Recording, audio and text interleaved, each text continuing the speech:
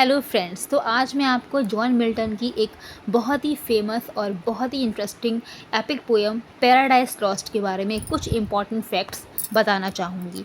ठीक है, देखिए वैसे जो मैं लिटरेचर की वीडियोस आपसे शेयर कर रही हूँ और आप लोग देख भी रहे होंगे उसको, तो वो मैं एकदम सिस्टमेटिक वे में पढ़ा रही हूँ, जैसे कि इसमें पोइट्री की फॉर्म्स वगैरह आपको मिलेंगी। ठीक है, लेकिन आज मैंने सोचा कि चलो पोएम के बारे में थोड़ी सी बात हो जाती है। ठीक है, तो पैराडाइज लॉस्ट जो कि एपिक पोएम है जॉन मिल्टन की, तो आज हम इसके बारे में थोड़ा सा जान लेते हैं। ठीक है, कभी कभी थोड़ा सा अलग भी पढ़ना चाहिए। ठीक है, तो चलिए हम पोएम के बारे में कुछ चीज़ें जानते हैं। वैसे तो जो लिटरेचर का आपका वीडियो चल रहा है वो तो आप लोग देख ही रहे होंगे, वो तो एकदम कंटिन्यू चल ही रहा है। ठीक है, इसमें मैं पोइट्री की फॉर्म सभी करवा रही हूँ। ठीक है, तो आज हम ज़रा पैराडाइज लॉस्ट के बारे में देख लेते हैं। ठीक है, कुछ इंपॉर्टेंट फैक्ट पैराडाइज लॉस्ट के बारे में। देखिए, Paradise Lost is an epic poem in blank verse. Paradise Lost एक एपिक पोएम है जो कि ब्लैंक वर्स में लिखी गई थी। ठीक है, ये थोड़ा सा शॉर्ट हो गया है, नीचे ज़्यादा फॉन्ट इसका शॉर्ट हो गया है। It is divided into 12 books. ये जो बुक है ये डिवाइड हुई थी 12 बुक्स में and is notable for its autobiographical passages, जो कि अपने ऑटोबायोग्राफिकल पैसेजेस के लिए जानी जाती है। आगे लिखा है, इट वॉज स्टार्टेड इन 1658। 1658 में ये स्टार्ट हुई थी। Completed in 1665। 1665 में कंप्लीट हो गई थी, लिखा जा चुका था इसको इन 1665 एंड पब्लिश्ड इन 1667। तो सारे ईयर आपके सामने हैं और 1667 में इसको पब्लिश कर दिया गया था।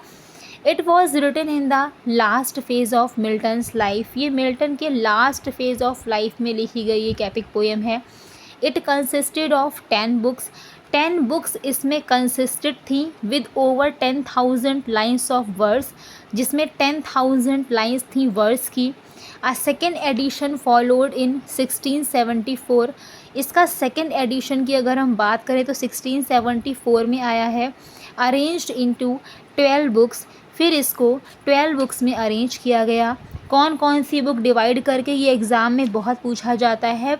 By dividing book 7th, book 10, यहाँ पे एंड होना चाहिए। ठीक है, यहाँ पे मैंने लिखा नहीं है, थोड़ी सी मिस्टेक हो गई है।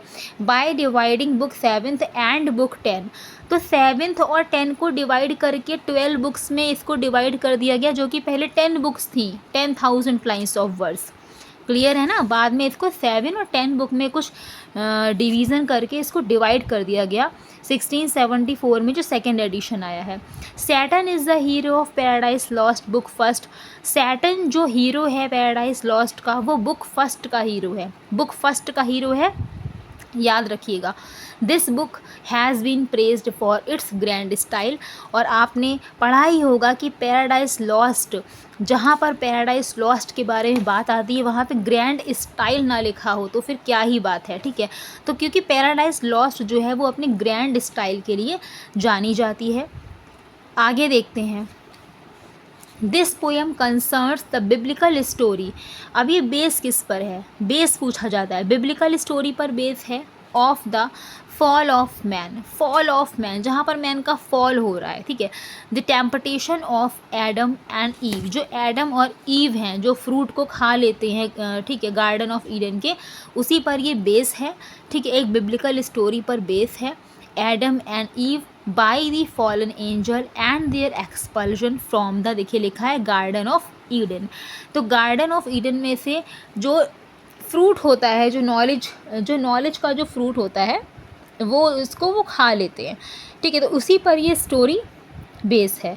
ठीक है, तो आई थिंक समझ में आ गया होगा पैराडाइज लॉस्ट के बारे में। ये कुछ इंपॉर्टेंट फैक्ट थे जो एग्ज़ाम्स में बहुत ही बार पूछे जाते हैं। ठीक है, तो अगर आप लिटरेचर की प्रिपरेशन कर रहे हैं, लिटरेचर की तैयारी कर रहे हैं, अगर आपने GIC, LT ग्रेड, TGT इन सारे फॉर्म को फिल किया है और आप प्रिपरेशन कर रहे हैं बढ़िया से, तो आप मेरी वीडियोस को देख सकते हैं। आपके लिए बहुत ही बेनिफिशियल होगा, मैं हमेशा ही कहती हूँ।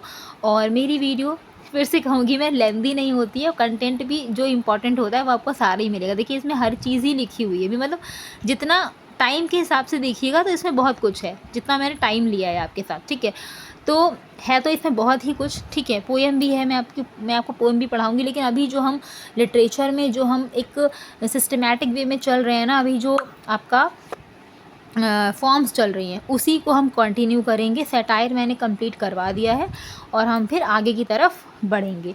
ठीक है, तो आज के लिए इतना ही। अगर आपने अभी तक चैनल को सब्सक्राइब नहीं किया है तो चैनल को सब्सक्राइब कर लीजिएगा, वीडियोस को लाइक करिएगा, शेयर करिएगा एंड कमेंट्स भी करिएगा। आप लोग कमेंट्स नहीं करते हैं, प्लीज़ कमेंट्स करके बताइएगा कि मैं नेक्स्ट वीडियो किस पर बनाऊँ। वैसे तो मैं बना ही रही हूँ, ठीक है, तो प्लीज़ कमेंट करिएगा एंड वीडियो को लाइक एंड शेयर करिएगा। ठीक है, चलिए मिलते हैं नेक्स्ट वीडियो में।